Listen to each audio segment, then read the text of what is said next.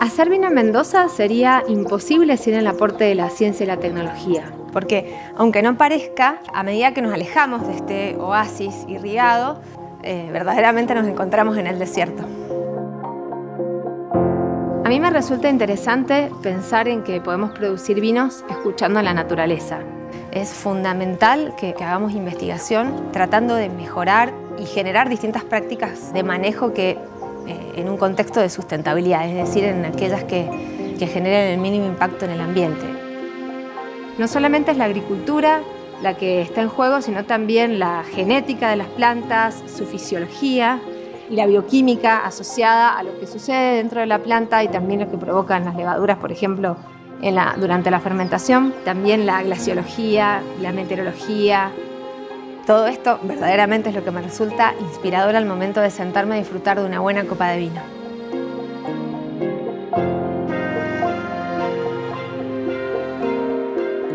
Existen diversos factores que pueden generar una gran variabilidad en el producto final que encontramos en una copa. Desde la cantidad de radiación que las plantas reciben, la cantidad de agua con la que regamos, el tipo de manejo de la canopia que hagamos, la poda y las distintas prácticas culturales. Todas estas variables hacen que un vino sea el que es y no otro. Acá podemos ver un proyecto que realizamos con Patricia Piccoli y Federico Roy en el marco de una tesis doctoral. Los productores veían que dentro de una misma parcela, dentro de un mismo viñedo, había mucha heterogeneidad entre las plantas. Había plantas muy grandes, con muchas hojas, con racimos importantes, y otras plantas cercanas con características totalmente opuestas. Dentro de las parcelas, en general, se planta la misma variedad, el mismo clon. El manejo que se les da es el mismo, se realiza la misma poda, el mismo riego. Por lo tanto, las diferencias podían corresponderse con la heterogeneidad de los suelos. En muy pocos metros pasamos de un sector con suelo arenoso y profundo a un sector con suelo lleno de piedras. ¡Wow! ¡Cuánto canto rodado! ¿Todo este canto rodado estaba en esta calicata? Estaba acá. En este sector, donde hay más piedras en el perfil del suelo, comparado con los sectores más profundos y arenosos, la velocidad de infiltración del agua, tanto de riego como de lluvia, es mucho mayor que en el otro sector. Por lo tanto, las plantas están expuestas a situaciones de déficit hídrico más frecuentes. Encontramos que el Malbec principalmente tiene la capacidad de adaptarse a estas condiciones, modificando la distribución de sus raíces, incluso modificando su sistema vascular. Todo esto hace que también se modifiquen otras cosas que vemos, no solamente lo que queda bajo tierra, sino que cambia la fenología, el momento en que brota, en el momento en que madura, cuánto destina hacia las hojas, cuánto destina a los frutos, las características bioquímicas de los frutos. Por lo tanto, podemos tener frutas y posteriormente elaborar vinos distintos dentro de una misma parcela, dependiendo de qué parte del viñedo saquemos la uva. Esta característica de que tengamos, suelos profundos y a 8 metros tengamos esto acá tan poco profundo con esta cantidad de canto rodado, ¿es algo característico de la zona? Sí, es característico de los viñedos de altura.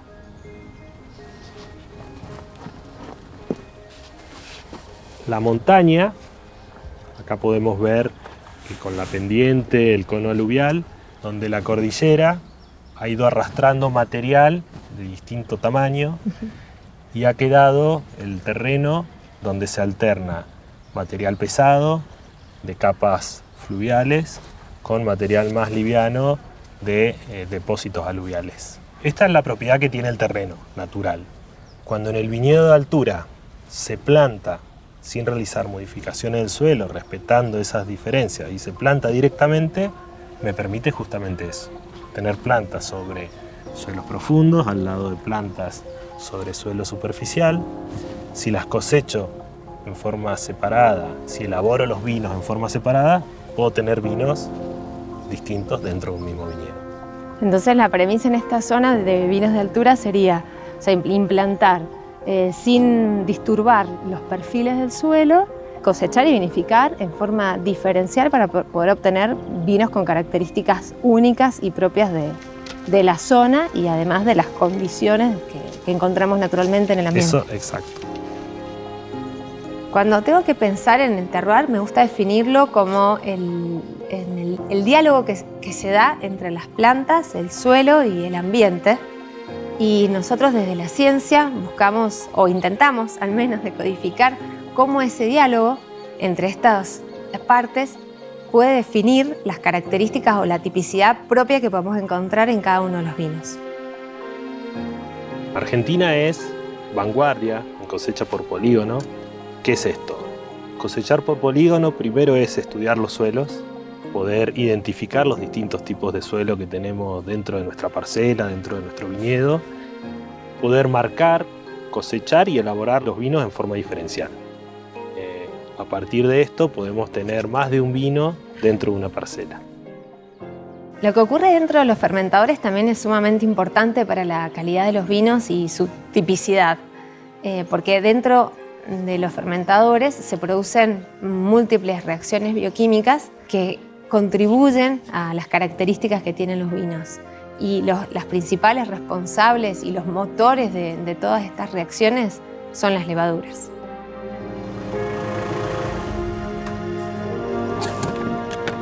En el Laboratorio de Microbiología Enológica del INTA, entre otras cosas, estudian distintos tipos de levaduras y fermentaciones detenidas.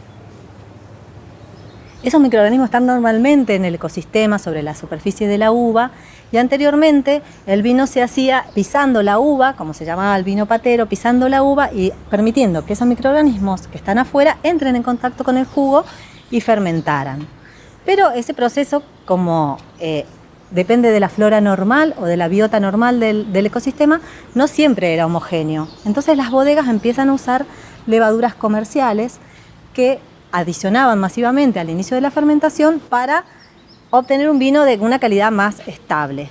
Pero esta inoculación de levaduras comerciales elaboradas en otros lugares del mundo empezaron a unificar los vinos. Todos los vinos salían parecidos, perdían la tipicidad, la regionalidad, que es un valor propio de cada lugar, el valor del terroir.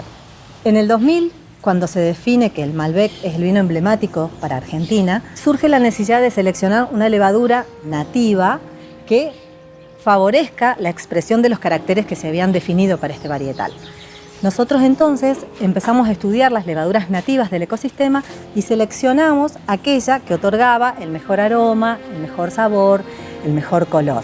La selección de levaduras no solo podemos aislar desde las levaduras nativas, sino que también con estudios que nosotros realizamos en el laboratorio poder caracterizar a ciertos rasgos como la termotolerancia que permiten inocular fermentaciones que van a desarrollarse a altas temperaturas o rasgos de producción de aromas que van a permitir expresar mayor potencial varietal en algunas uvas. Estas herramientas son transferibles en la industria porque podemos ofrecer un producto que puede ser utilizado según la situación específica del vino o estilo de vino que se desee obtener. Nosotros aquí abordamos especialmente las fermentaciones detenidas asociadas a shock térmico. ¿Por qué? Porque estamos en una zona con mucho calor, entonces a veces los sistemas de refrigeración de las bodegas no son capaces de sobreponerse a esta situación y hay picos de temperaturas durante la fermentación. Entonces nosotros aquí abordamos cuál es la temperatura crítica que puede traer un efecto negativo en la fermentación. Y principalmente con el citómetro de flujo, mediante tinciones vitales, podemos saber en el momento cuál es el estado fisiológico de la célula, si está viva, si está muerta, si está activa pero se está muriendo. Entonces aquí vemos unas nubes de puntos que son cada una de las células y con las tinciones vitales podemos ver qué porcentaje se murió y qué porcentaje no. Entonces podemos hacer recomendaciones a las bodegas de hasta qué temperatura corre un riesgo o no su fermentación. Y bueno, pueden medir distintos tipos de levaduras. Claro, nosotros hemos encontrado que había levaduras más termoresistentes y más termosensibles. Bien. Entonces nos preguntamos cuáles son los mecanismos que llevan a que esta levadura resista y se pueda sobreponer a este shock térmico y pueda finalizar la fermentación y cuáles no. ¿Y cómo van los mecanismos fisiológicos Y ahí, de las levaduras? claro, ahí vamos a los mecanismos internos de la célula, que es principalmente al ADN, ¿no?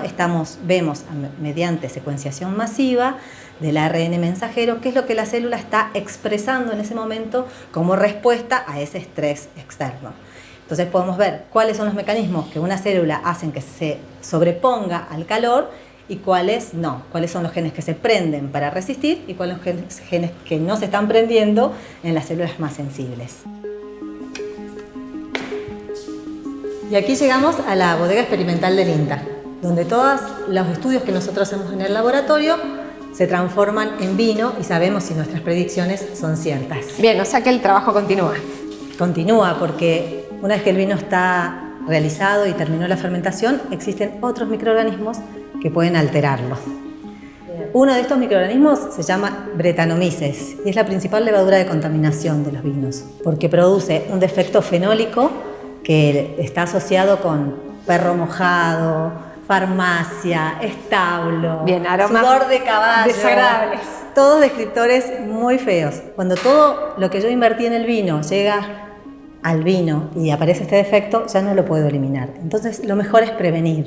Obtuvimos un modelo predictivo que en base al etanol, la acidez y el anhídrido sulfuroso, que es un compuesto que se usa normalmente en vino, podríamos saber si el vino era más susceptible o menos susceptible a producir este defecto y dejar crecer el microorganismo. Bien, ¿y las bodegas podrían llegar a manejar alguna de estas variables? Claro, las bodegas pueden manejar estas variables, pueden medirlas fácilmente, pero el tema era que esta fórmula estaba en el laboratorio y nadie la podía utilizar. Entonces desarrollamos un modelo predictivo que es de aplicación de descarga gratuita en el celular, que se llama MicroWine Predictor y que permite, cargando estas variables que hemos medido, predecir si el vino tiene alta susceptibilidad o baja susceptibilidad. Y con esta herramienta las bodegas pueden diseñar su plan de muestreo. Este vino, que es poco susceptible, bueno, lo controlo menos, mientras que este vino altamente susceptible o tengo que ajustar algunos parámetros para bajar su susceptibilidad o lo tengo que controlar más seguido para evitar que la levadura crezca. Bien, ¿y las bodegas ya lo están utilizando? Como es de descarga gratuita y lo promocionamos bastante en nuestros cursos, las bodegas lo usan bastante porque Brettanomyces se controla normalmente en bodega. Sí, Brett es algo que nadie quiere tener. No, es el villano de nuestra película.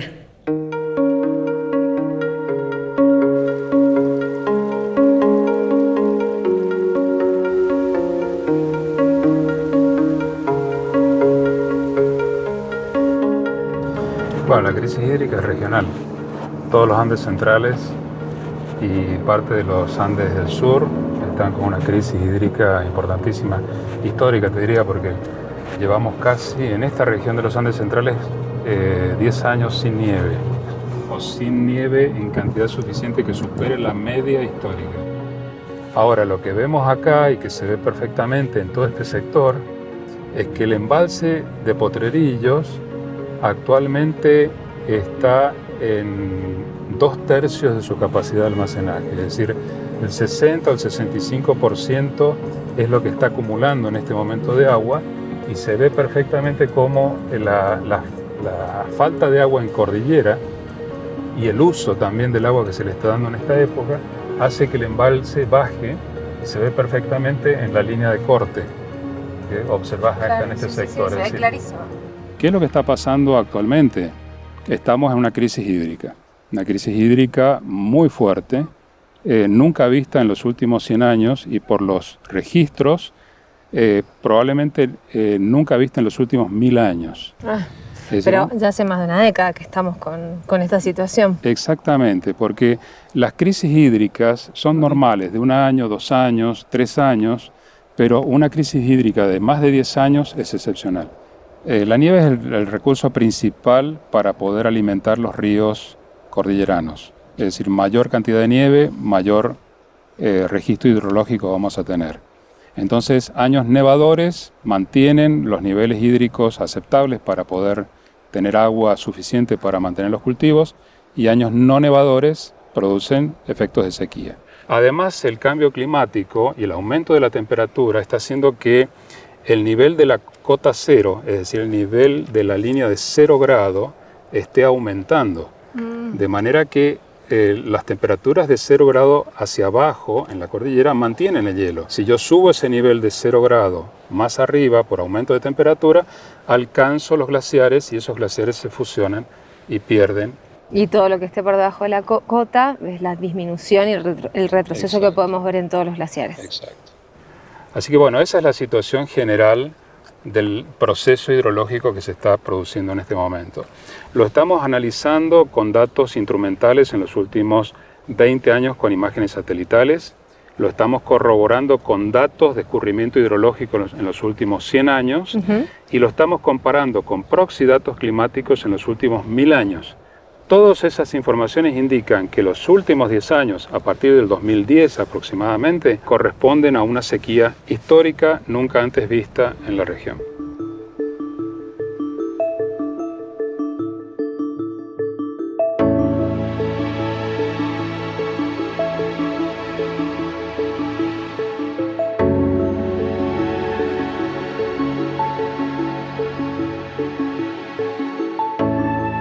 Y nosotros acá trabajamos con viticultura orgánica, con técnicas regenerativas, apuntamos a entender el ecosistema vitícola y a trabajar con lo que la naturaleza nos da de la forma más respetuosa posible.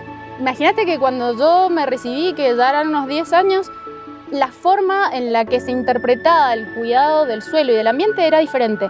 El yuyo o la maleza, imagínate que ya del nombre es maleza, asociado a algo que está malo. Eso ya se interpretaba como que no tenía que estar. Entonces la forma de ver el viñedo era viñedos limpios, entre comillas, viñedos sin una sola flor, sin una sola planta, sin un solo yuyo o maleza. Lo que hacemos es cambiar el enfoque. Recién hablábamos de suelos limpios, ahora hablamos de suelos vivos. Entonces buscamos que todas las personas, todos los que trabajamos en el viñedo, podamos entender que esa planta que está cubriendo el suelo cumple una función y que es algo positivo, en contraposición al suelo vivo, el suelo limpio, por así decirlo, un suelo que no tiene cobertura vegetal, es un suelo que disminuye la riqueza de microorganismos. Cuando hay eventos extremos, por ejemplo lluvias torrenciales, ese agua escurre porque el suelo no tiene la capacidad de retenerlo, no tiene la capacidad de regenerarse y generar más nutrición para las plantas, y el impacto de las temperaturas también son mayores. Ese tipo de cosas estamos viendo en los proyectos en los que estamos trabajando. Desde el viñedo lo que estamos evaluando son distintas formas del manejo de coberturas. Por un lado, el segado, que sería como cortar el pasto, que es el trabajo que se venía haciendo naturalmente. Por otro lado, la cobertura vegetal espontánea, que se llama, que es dejar la vegetación del lugar que crezca, que se desarrolla, que florezca y que complete su ciclo. Y la tercera alternativa, la de verdeos, que llamamos así, que es hacer la siembra de alguna cobertura por un motivo que nos resulte de interés. Vamos a poner foco principalmente en el agua, porque estas coberturas van a estar compitiendo con el viñedo, con la planta por el agua. Vamos a poner el foco obviamente en la planta, en su estado hídrico y en su estado nutricional. Y vamos a poner el foco también en las coberturas. Vamos a evaluar cómo es la dinámica de esas coberturas, qué especies están presentes, qué especies se van a mantener a lo largo de las temporadas donde vamos a estar evaluándolo. Y también vamos a poner el foco, así con una lupa bien grande, en el suelo, porque queremos ver distintos indicadores de la salud del suelo. Este es el tratamiento de vegetación espontánea, donde dejamos la vegetación que crece naturalmente y no vamos a hacer ninguna intervención de ningún tipo en el suelo. Acá, por ejemplo, tenemos esta planta que se llama heteroteca, que tiene flores, que atrae insectos y polinizadores, y esta en particular es una planta aromática, que al estar tan cerca de las uvas puede ceder estos compuestos aromáticos que terminan dando ese carácter herbal, de hierbas de montaña, que es bien característico de este lote y de este sector del viñedo. Justo acá hemos encontrado un nidito que apoya esto que decimos de cómo estas estrategias promueven la biodiversidad desde múltiples aspectos. Este es el tratamiento de segado, donde periódicamente vamos a cortar la vegetación espontánea para reducir su expresión vegetativa. Y lo interesante de esto, en contraste con el tratamiento de vegetación espontánea, donde no se toca el suelo ni se corta, es que acá esperamos que haya menor competencia por el agua y por los nutrientes con la vid durante el ciclo vegetativo, mientras que en el otro tratamiento esperamos que haya una mayor interacción de distintos organismos, más biodiversidad y un diferente equilibrio que va a ser interesante de comparar. El suelo termina agregándose formando estructuras que son más complejas que un suelo de montaña en este caso, que sería más bien más tirando a arenoso, algo que permite la cobertura vegetal a complejizar y formar estructuras que retienen más el agua. Y que ante un evento de lluvias torrenciales, por ejemplo, el agua en vez de escurrir se fija en el suelo y eso nos ayuda a mantener también el cultivo durante la temporada. Con Daniela compartimos la idea de que el conocimiento que generemos sea aplicable y que estos sean directamente adoptados por la empresa. Intentamos que este conocimiento permita generar estrategias para producir de una forma más sustentable y que además cada gota de agua podamos convertirla en una gota de vino. Otras técnicas que podemos utilizar para aprovechar el agua es la utilización de portainjertos, es decir, utilizar la variedad de interés injertada sobre un pie que le confiere a la planta ciertas características, como por ejemplo un sistema radical más profundo que le permite hacer un uso más eficiente del agua. Vos, cuando producís tu planta en calidad óptima, ¿vos qué esperás encontrar en cada planta? Acá lo que buscamos es tener un buen desarrollo radicular y una buena soldadura en el caldo.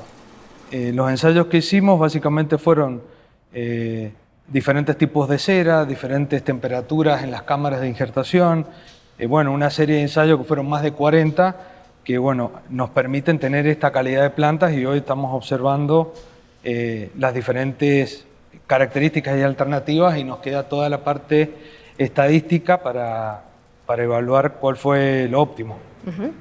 El proceso de injertación consiste en la unión entre un portainjerto y una púa. El portainjerto va a terminar siendo la parte radicular de la planta y la púa va a terminar siendo la parte aérea, que es Vitis vinifera, que son las variedades que normalmente se conocen como el Malbec o todas las variedades que conocemos. El fin que tiene esto es, los portainjertos le infieren diferentes características a la planta. Tolerancia a la sequía puede ser una, tolerancia al calcáreo. Acá en Mendoza tenemos suelos pedregosos, tienen tolerancia a ciertas plagas. Entonces, depende cuál sea la característica que queremos inferir, es el tipo de portainjerto que se utiliza. En Francia o en Europa se usan portainjertos desvigorizantes, acá usamos portainjertos vigorizantes. ¿Por qué? Porque estamos en un desierto y necesitamos inferirle vigor a la parte aérea, por lo tanto tendemos a usar ese tipo de portainjerto.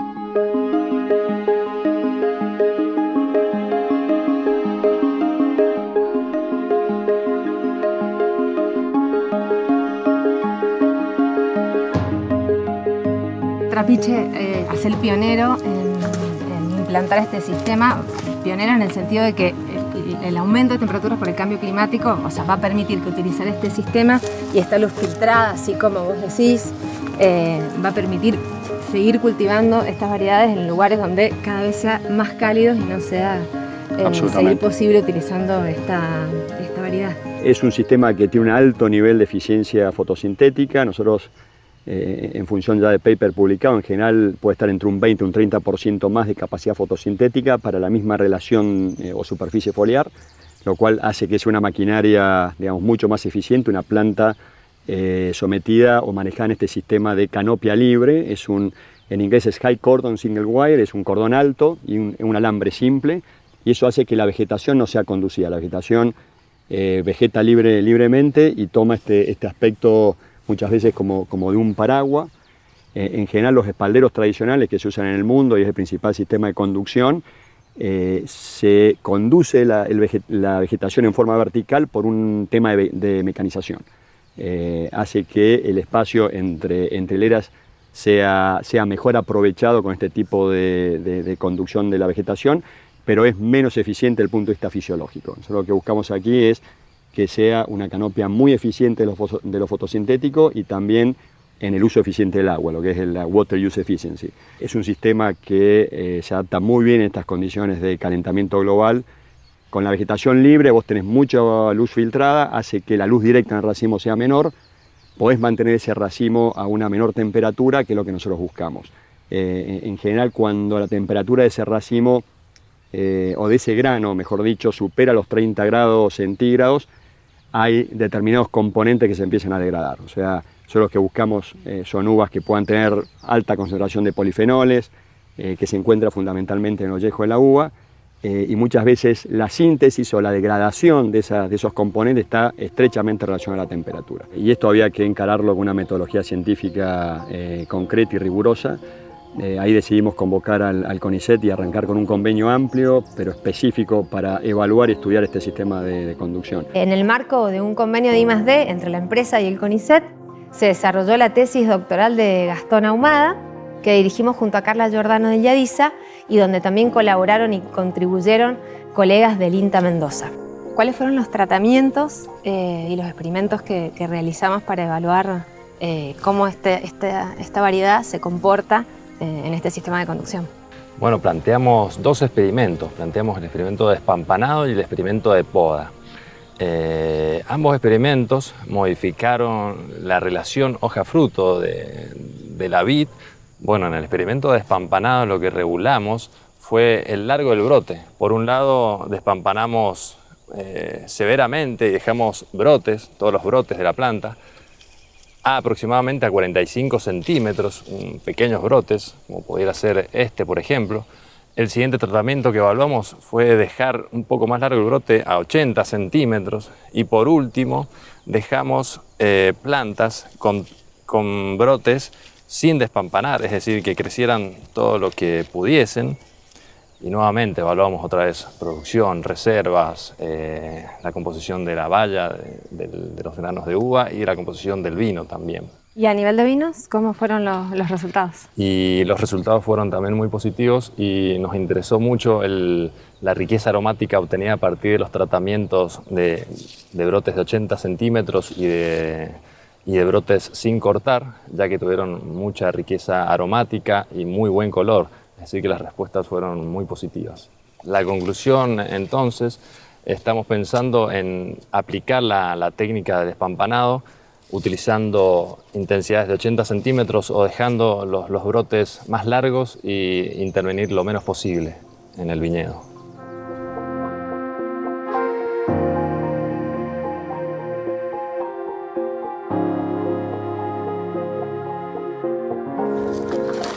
Bueno, acá estamos en lo que es la colección de clones de Malbec del INTA, que es uno de los sitios donde nosotros normalmente tomamos material para hacer los experimentos de genética en el laboratorio. En nuestro grupo estudiamos las bases moleculares y genéticas de los caracteres que tienen que ver con la calidad de las uvas y del vino. Y también estudiamos características que tienen que ver con la adaptación de las plantas de vid a distintas condiciones ambientales y de estrés. Para eso principalmente lo que hacemos es estudiar el ADN de cada una de estas plantas porque es ahí donde se codifica la información genética que hace que cada planta sea diferente. Ya hace muchos años que nos dedicamos al estudio de la vid y particularmente nos hemos especializado en el estudio de Malbec. Entonces, un gen es como la unidad básica que contiene toda la información que va a determinar cómo una planta es como es, o sea, que tenga un determinado racimo, de una determinada forma, fisiológicamente que sean como sea cada planta. Exactamente, y que de alguna manera eso es lo que es interesante desde el punto de vista de la producción, porque saber eso nos puede permitir saber, por ejemplo, por qué una planta produce 10 y la otra 20, por ejemplo. Bien, ¿y por qué Malbec? Principalmente para nosotros porque es un modelo genético muy interesante. Como bien sabes, las vides se reproducen de manera sexual, por lo cual es esperable que de generación en generación se mantenga el acervo genético de cada planta. Sin embargo, lo que se observa, sobre todo en los viñedos después de un par de años, es que plantas que inclusive han tenido un origen genético común empiezan a mostrar variaciones, empiezan a mostrar diferencias. Y estas mutaciones, si impactan sobre genes que producen algún tipo de variación, por ejemplo, uvas más grandes o diferente tipo de color o características fisiológicas diferentes, si son interesantes, se las propaga de manera independiente y se va propagando estas diferencias. Esto lo que hace es que se vaya acumulando una diversidad genética, aunque no se sepa cuál es la base genética, y eso es lo que estudiamos nosotros. ¿Cuál es la base genética de las diferencias fenotípicas que hacen a esta diversidad? Sabiendo qué expresa cada gen, entonces podés inferir qué planta se puede adaptar mejor a una determinada condición, e incluso podría ser desde la genética o con bases moleculares, generar estrategias de mitigación al cambio climático. Por ejemplo, sí. Lo que nos propusimos es justamente eso.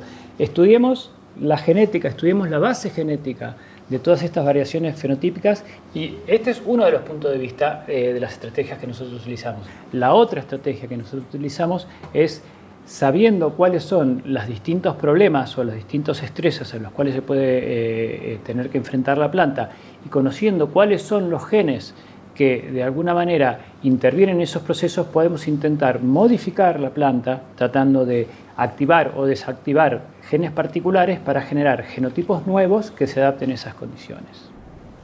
Pero entonces, ¿cómo hacen para editar un gen dentro del genoma del Malbec? Bueno, en primer lugar, resulta fundamental secuenciar completamente el genoma del Malbec para saber qué genes hay en ese genoma y qué pasaría si nosotros editamos tal o cual gen. En segundo lugar, es justamente, una vez que nosotros conocemos la secuencia, podemos ir a modificar estos genes que nosotros queremos modificar su función dentro de la célula. Pero experimentalmente, ¿cómo se hace? Eso tiene dos etapas. Una etapa que se ocurre en las computadoras, digamos, donde nosotros por medio de software podemos diseñar vectores que nos permiten modificar la función de los genes. Y en segundo lugar, dentro del laboratorio, nosotros lo que hacemos es modificar las células y por medio de lo que sería la utilización de la bacteria Agrobacterium tumefaciens. Ah, la galla de corona. La galla de corona, que genera estas protuberancias o tumores en los troncos de las plantas, los científicos hemos sido capaces de modificar su funcionamiento para justamente utilizarla como un vehículo que nos permita a nosotros insertar secuencias de ADN editadas dentro de células que son las que nosotros queremos transformar. Y si querés ahora te puedo mostrar estos callos o estos cúmulos de células que utilizamos para transformarlas. Aquí tenemos en esta estufa, están los callos en su medio de cultivo, y estas son células desdiferenciadas que están esperando para poder ser transformadas. Así como las vemos, estas células no tienen mucha forma, o sea, si te muestro esto no puedes saber de qué planta es ni nada, son células nada más, ¿no? Entonces, pero este es el momento adecuado justamente para poder realizar el proceso de transformación. Luego, estas células se van a seguir desarrollando y en algún momento van a dar lugar a una planta ya más desarrollada que se parezca un poco más a lo que tenemos aquí, por ejemplo. Estamos en un proceso de desarrollo de nuestra investigación en el que hemos llegado a esta etapa. Otro de nuestros objetivos, además de lo que te comenté recién de la secuenciación del genoma de Malbec, poder llevar plantas que estén transformadas y editadas genéticamente a ver cómo pueden resistir en la naturaleza de un ambiente cultivado, ¿no? Bien. Y este proyecto ambicioso que me comentaste de la secuenciación de todo el genoma del Malbec, ¿ya está terminado? Estamos en la etapa final de lo que sería la publicación de la secuenciación del genoma, que la idea es poder publicarla, obviamente, en una revista de impacto internacional para hacerle conocer a la comunidad científica y a la sociedad en general de que nosotros hemos sido capaces de secuenciar el genoma de nuestra cepa insignia para la viticultura, ¿no? Somos convencidos que la generación de conocimiento es la variable diferencial que hay en un mercado tan competitivo, ¿no? Por lo tanto, para diferenciarse en ese mar de grandes vinos que hay en el mundo, uno tiene que generar conocimiento interno y lo que yo digo, cada etapa productiva tiene que ir a un nivel de obsesión en el buen sentido de la palabra y el cuidado del detalle. Generar proyectos donde podamos unir distintas expertise siempre termina resultando en que el proyecto es cada vez mejor. El rol de la ciencia es fundamental. Por ejemplo, que estemos produciendo en un terreno natural sin hacer una homogenización de suelos, que estemos hoy con el tipo de material, el nivel de análisis de metabolitos que producen tanto los vinos como las frutas, que estemos teniendo la capacidad de analizar sensorialmente los vinos, son producto de avances científicos, tecnológicos. De esta manera, lo que nosotros tratamos de entender es cuál es la base genética de esta gran diversidad que existe en el cultivo de Malbec, pese a la uniformidad que originalmente se creía que había. O como nosotros decimos en el grupo, tratamos de entender de qué hablamos cuando hablamos de Malbec. Muchas veces uno sueña con luchar contra el cambio climático, con hacer un montón de esfuerzos que a veces los ves lejanos.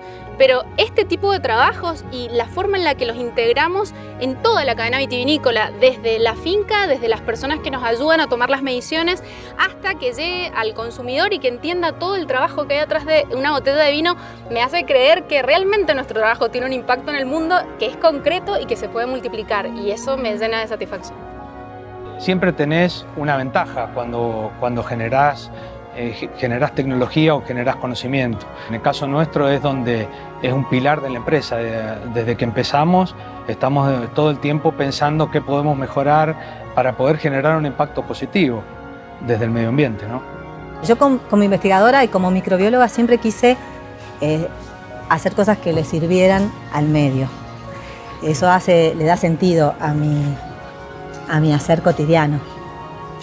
Entonces nosotros realmente siempre trabajamos pensando en que podemos solucionar un problema o que podemos aportar un conocimiento de base que después pueda ser aplicado en la industria. El CONICET trabaja buscando el conocimiento, y el conocimiento es compartido a la sociedad. Y la sociedad está integrada por grandes bodegueros como pequeños bodegueros.